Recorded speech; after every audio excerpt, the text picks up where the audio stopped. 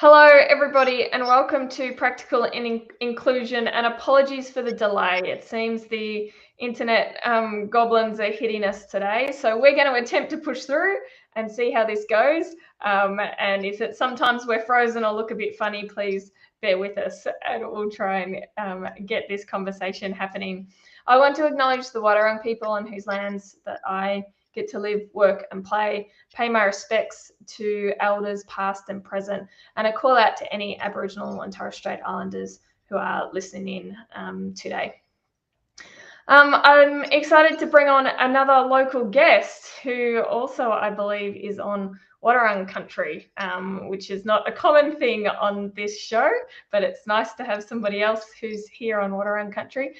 Gavin, would you like to start us off by giving us a bit of an intro into you and why you're on a practical inclusion show?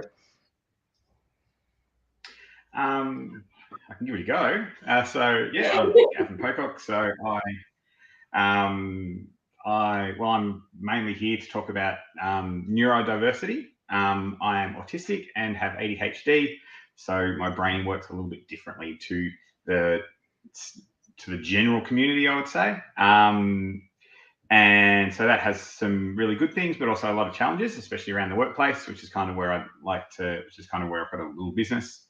So my kind of background is I did a human resources degree kind of straight out of high school, and kind of didn't think business was quite for me. Jumped through a bunch of different little work at different jobs and things, and nothing kind of stuck, and I was always kind of a bit stressed out and things. Then my wife, which is really cool, and we had our first son, and I ended up being a stay-at-home dad. So I didn't have to really think too much about work. And that was really good, but I kind of wanted to do something else. So I was doing landscape architecture and ended up being a landscape architecture lecturer. One of the things I was really looking at there was country and Indigenous content. You can't really design anything here without thinking about Indigenous people and Indigenous culture and how they've cared for country for 60,000 years. So it's, and that's kind of one of the things I got into teaching, was teaching in students about caring for country and working with Aboriginal people on projects that are on their country. So, you're an expert in your field of design, but they're an expert in their field of in their culture.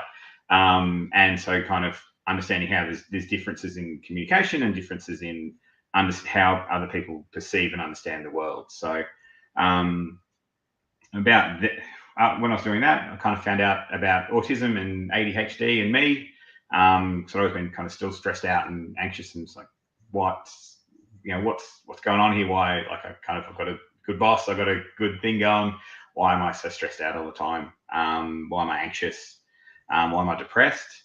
So eventually kind of got diagnosed with ADHD and autism after that. So my son has got autism and ADHD as well. I dare say my other two children are on the spectrum, and possibly my wife as well. That's kind of where I'm at. And that kind of led its way into, well, maybe I want to talk about this, and I want to talk about this with workplaces. And because there's some things that a lot of workplaces can do to make it better for neurodiverse people.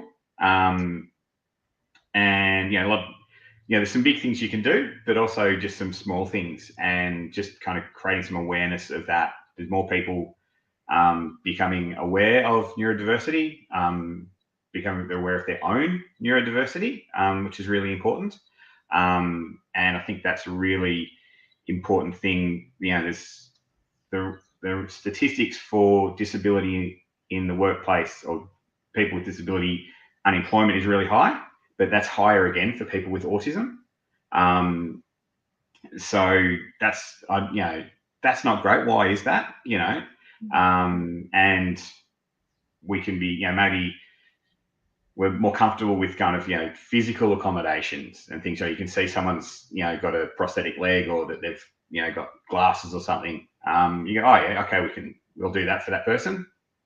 But if it's something you can't see, something that's, kind of inside your head, it's like, oh, nah, we all forget our keys sometimes, or something like that. And you don't think about what it is you're thinking that person's been, being troublesome or whatever. And it's actually they're just asking for help or they need some help. And, we talk about businesses crying out for employees, and you've got neurodiverse people that are underemployed, unemployed, and underutilized. So you'll have someone with a master's degree still just working in the admin team because they can't work their way up because it's not neuro-inclusive at a management level. So that kind of stuff, I think businesses want to be, first of all, they need to be aware of, and second of all, they should be aware of. And once you kind of get that ball rolling, it actually kind of improves that person's life.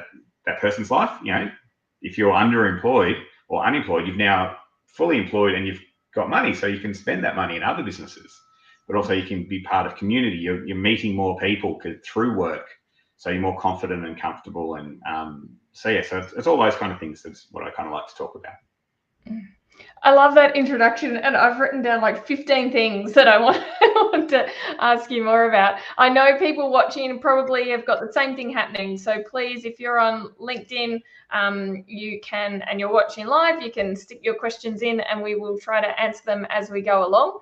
If you're watching on the replay, please feel free to do that as well. And we'll come back to those, back on our keyboards and respond as you ask them when you're watching the replay. We'd love to have your questions. But I'm going to launch off with a couple of mine. And thanks for painting that picture, because I think what you've done is paint, a clear picture of exactly what I see when I'm analysing survey data, which is something I'm doing right now for 2 organisations, analysing a diversity, equity and inclusion survey. And the commentary from people who are neurodivergent is exactly mirroring what you've described. It's that a complete lack of awareness from management and from colleagues about not how this impacts my ability to work or study, but also what things could be done to make life easier. Did you want to talk a little bit more about that in terms of what makes it hard for neurodivergent people in workplaces currently, and what are and maybe I'll ask the second question after you've answered that bit. What makes it hard currently, do you think? I think one of the really tricky things is, say with wheelchairs, having a ramp. That's kind of, everyone in a wheelchair can benefit from having a ramp that gets from that place to that place. But with neurodiversity, you've met one neurodiverse person, you've met one neurodiverse person. So, and often it can actually be conflicting challenges between, say, if you've got 2 neurodiverse people in your building or in your office, that can actually kind of, there's like sensory processing disorder. So that can be your sensory senses are a bit more extreme. So you might want more sensory input. So you might be tapping your pen or something like that. But if you're the opposite, where you've got, a bit overloaded by sensory stuff, the person sitting next to you tapping their pen all the time is actually going to really drive you nuts. Yeah. So it can be little things like that.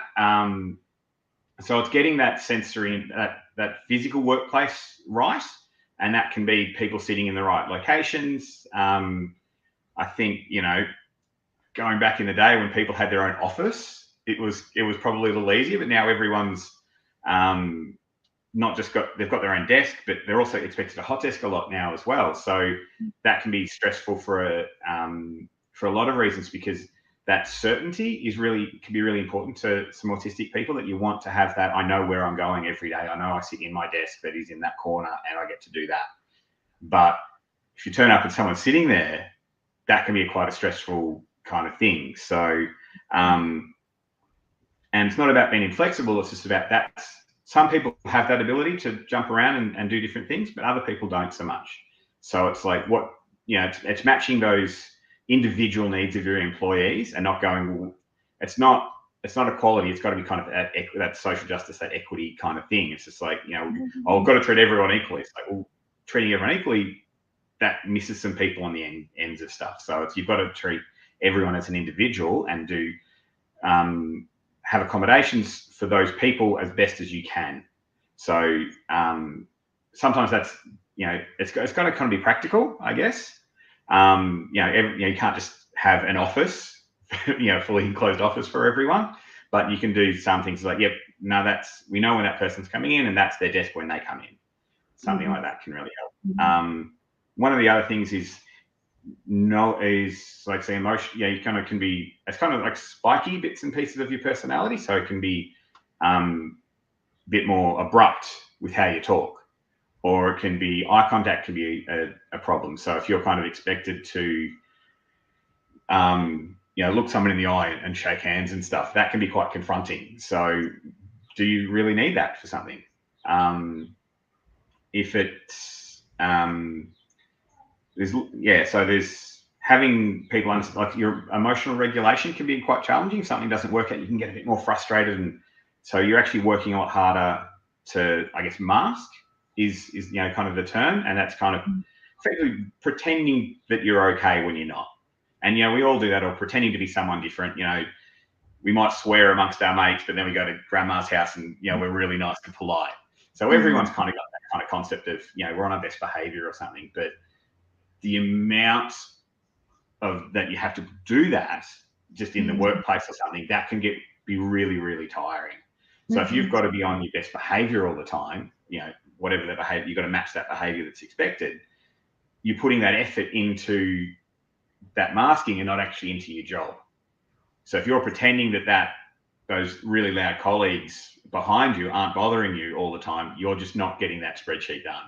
You're, or you're burning up inside. So when someone says, taps you on the shoulder, you jump around or something like that. So it's like, how can you actually arrange those things? How can you have that conversation with your boss in an open, honest, safe way to say, hey, this is actually really bothering me. Can those guys have that meeting somewhere else? Or something like, or can I sit in this space? It's like, oh, no, you got here late. It's like, well, I got here late because my kid's autistic as well, and they're having a really bad morning. So I can't do mornings really. I can't get in first. So first in best dress doesn't work for me. So all those little bits and pieces, and having that, I guess it's about having that safe space is really important. But just knowing who you are and what bits work and what bits don't, and having that accommodation for that and understanding is really important. I love that you've highlighted that the reality is this is all about individual accommodations, and for us to be able to provide that as workplaces, we have to create that safe space, as you described it, for people to be able to say, this is particularly hard for me. What would it be okay if I did this? And that's what we hear so often is just not present. People don't feel safe to firstly disclose that they are neurodivergent in the workplace because they're unsure how that's going to affect their career opportunities. And then they're not necessarily feel a sense of trust that they will actually get a positive outcome out of that, rather than it end up. You're kind of told it's not real. Oh no, you're too normal to be autistic. Or it's like, no, it's my mask's really good, dude. That's I'm stressing out. I'm shaking at home, but I can come in and you guys don't notice it. Maybe I can be a bit better with that. So, and you also, the other, you get the, it's like, you've died or something like that. It's just like, or you've got a terminal illness. It's like, no, I just need you to move that tapping person 3 seats over. It's you're autistic, so you're good with numbers or something. So it's that you kind of not, I guess it's that society thing as well. You're not sure about what autism is or neurodiversity or ADHD.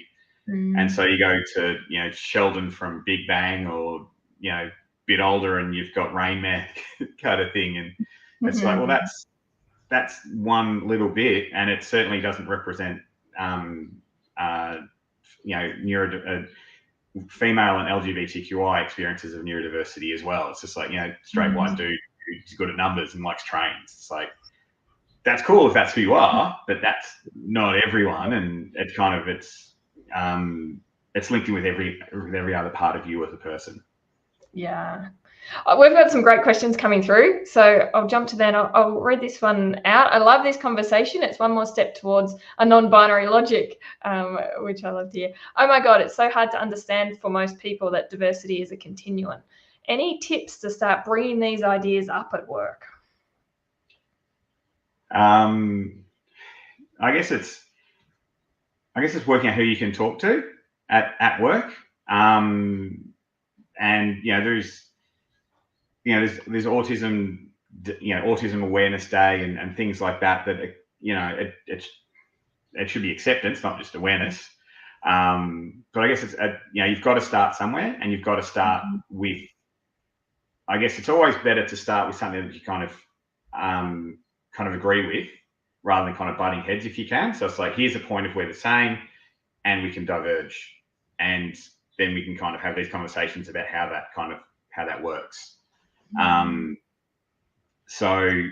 If it's maybe it's HR you can talk to, or maybe it's not HR. Maybe it's other employees that you're friends with that you can kind of start having some of these discussions about. I guess that's kind of a good place to start. It's like maybe doing some of the things. Like, I've got my little fidget thing that I'm holding onto at the moment. So this is a quiet fidget thing, so I can just stretch that, and that kind of helps me concentrate. That's different to my son who's tapping his pen. I guess it's getting, the main thing is it needs to be really led at the top of the organization is the most important part of it. It's like, I guess getting there is the challenge. But it's got to be kind of led so that you're kind of supported with that, so that managers are supported to treat that employee differently.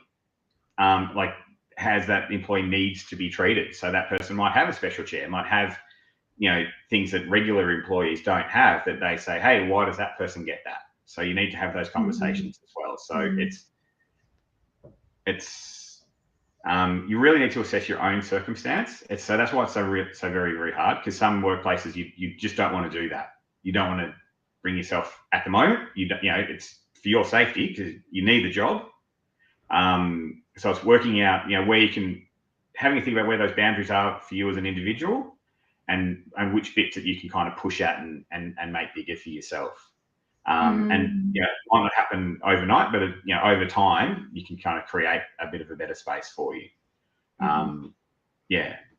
Yeah, I like that. And I think probably the extra things that come to mind for me are definitely, if you can't, and there was another question that was a bit similar from Kelly, how do you have that conversation with the people you work with when you've managed to cope thus far? And, I always think it's about finding the allies.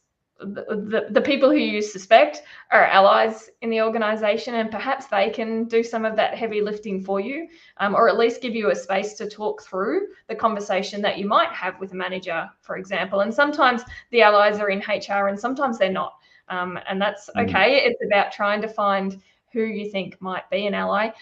The work I do is from an organizational perspective. So as an organization, they should absolutely have people available that you can go to talk about the accommodations that might work for you, or the experiences that you're having. They should be running feedback, anonymous feedback surveys, etc., to gather that information. But I like, Gavin, the way that you've provided those kind of tips as to how somebody might go about it.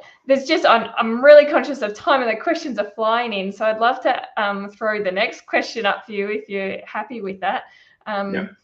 Any tips on managing staff who have not disclosed their neurodiversity, where you suspect they would benefit from accommodations? That one's a really tough one, because you don't want to be, I guess, as an employer, you don't want to be instigating that conversation. But as a neurodiverse conversation, you could just be asking them, hey, is there anything that we can do here that would help you do your job better? Talk about accommodations that are available for everyone, because that's the thing. Accommodations should be available for everyone. So you can be having that conversation as a group, as a team, and saying, hey, we understand this is a thing where our organisation is looking into it now. We don't want it to be a big thing. We just want you guys to be able to remove barriers so that you can do your job better. So here is an anonymous way to talk to us about it, or there is, I know, it's a slightly different setting, but my son's classroom, earmuffs can be really helpful for the kids, for some of the neurodiverse kids, it gets very loud in there. So instead of just going to the 3, kids that they know about and putting headphones on their desk and effectively singling them out as different, they say, hey, here is a big pile of headphones. If anyone ever needs one because it gets loud, just grab it, and maybe even the teacher can wear one when the students are too loud doing something. But it's just that making it, normalizing it is kind of the best part. And if that person's not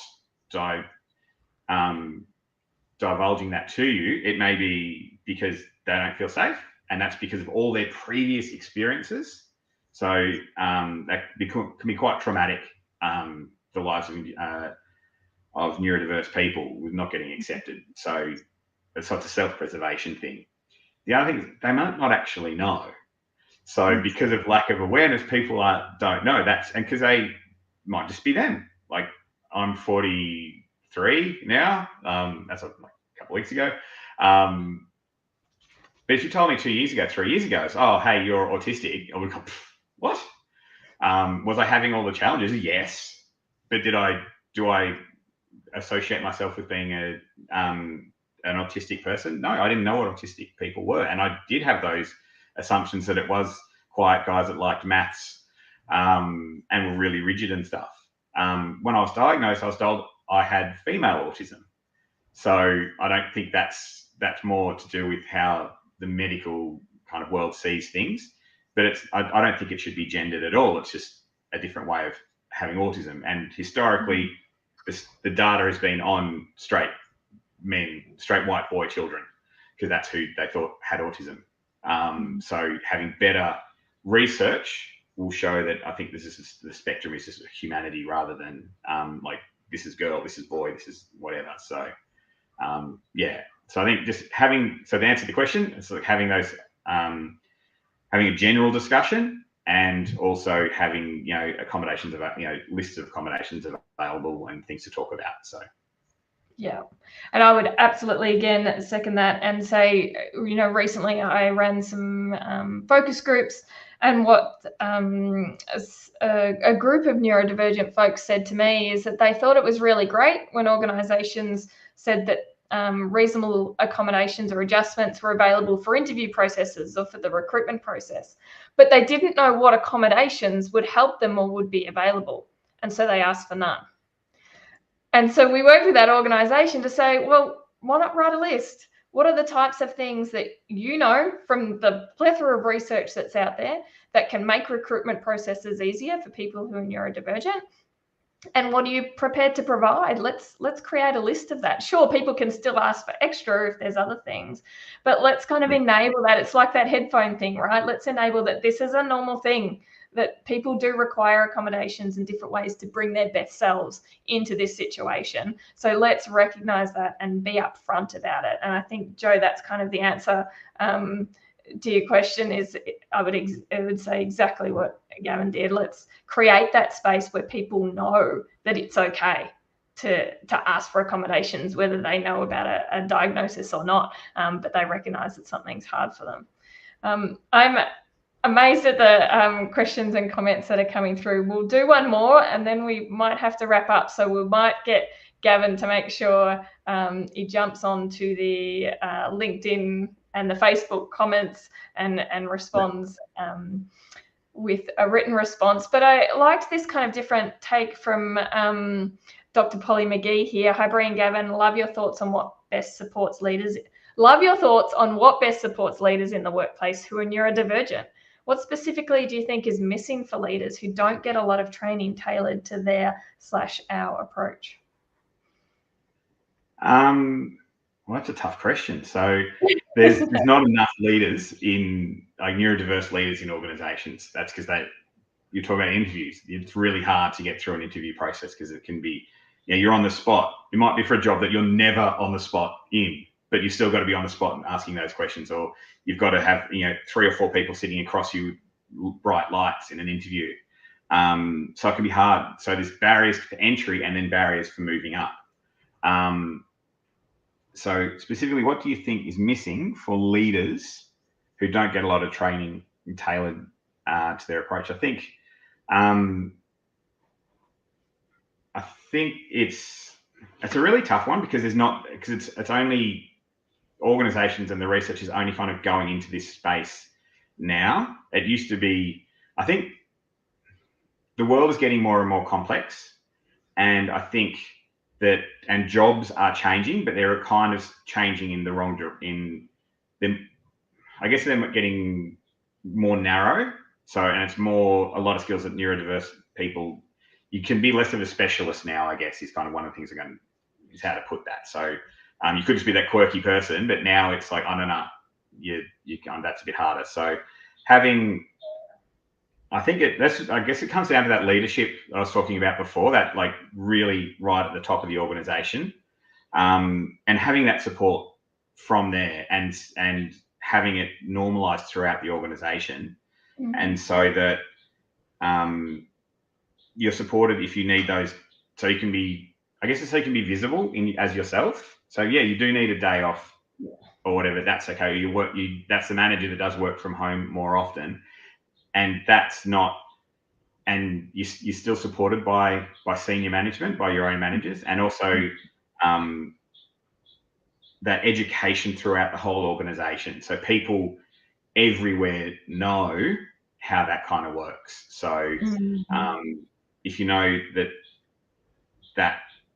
if you know more about neurodiversity, then you're going to hopefully be more accepting of that and understand there's going to be people that have different needs. A lot of the problem is people no one was ever talking about this stuff. No. So no one knows. It's like everyone assumes that everyone perceives the world just like they do. Yeah. And I think we also need to, sorry to cut you off there, Gavin. I think we also need to think about what, when we go to one part of that question about actual leaders as people who are neurodivergent, the struggle that we have in the diversity, equity, and inclusion space is that the idea or the concept of what somebody has in their mind as a leader doesn't reflect the diversity of people who are in our workplaces. And so we can have a very diverse workplace and the leadership still isn't reflecting that diversity. So I think we need to reflect and change and redesign leadership roles in terms of what we want to see in a leader, what we expect to see in a leader, the way that we prioritize sometimes quite neurotypical skills and behaviors and attributes, and I think we can rethink that. I'm really conscious of time. We've gone over time. I know we started a little bit late. I think you and I could talk, well, I could certainly listen to you talk on this topic for a very long time, but I know you are now, as part of your new business, running training and offering workshops, etc. So people can reach out if they want to get you into their organization. What's the best way to make contact with you? Probably you can find me on LinkedIn. You can find me on my website, divergentthinkers.com.au. And yeah, it's probably just have a look there. I'm on Instagram as well. Follow, like, and yeah, just start a conversation. I'm happy to have a chat. If you think you're not sure what I can do, happy to have a conversation about what we can do. But yeah, I think having those meetings and having some training through organizations will really, really help a lot of people. So because it can help everyone, not just neurotypical or neurodiverse people. It's because a lot of it's kind of that intersectionality where there are things about just understanding other people in the world. And I think then we're not all the same. And I think that kind of training and that kind of understanding is really important, because you'll be better with your employees, with your team members, but also with your customers and clients, if you kind of can understand where they're coming from. And they're the kind of some of the things I can talk about. So, but yeah, as I said, LinkedIn, Instagram, and divergentthinkers.com.au. Awesome. Encourage you to absolutely follow Gavin across those platforms and reach out if you think he could be of value in your organization. Thanks everybody for tuning in. I know it's been a while since I've done a LinkedIn Live. I'm madly in projects this year. I overcommitted. That's ADHD, absolutely 100%. I'm working with a coach to not do that next year. So next year, hopefully we will be back to making sure this happens on a monthly basis. If you've got topics that you'd love us to discuss, discuss, or if you yourself would love to come on and have a conversation with me, I really encourage you to reach out to us. So you can message me on LinkedIn or head to our website and go to the Contact Us page and send us a message, and we'd love to give you this space to come on and have a chat with me about all things inclusion. If you're interested more broadly in diversity, equity and inclusion and connecting with peers, I run a diversity, equity and inclusion network that meets once a month, and you can jump in and we basically share challenges and successes in the DEI space. So if that's of interest to you, head to my website and you can find the details there under the DEI network tab. Thanks everybody for listening. We will jump on and make sure we respond to your questions and comments that we didn't get to today. And hopefully we'll see you all next time. Thanks a lot, Gavin, for joining us. Thanks, Bree. Yeah.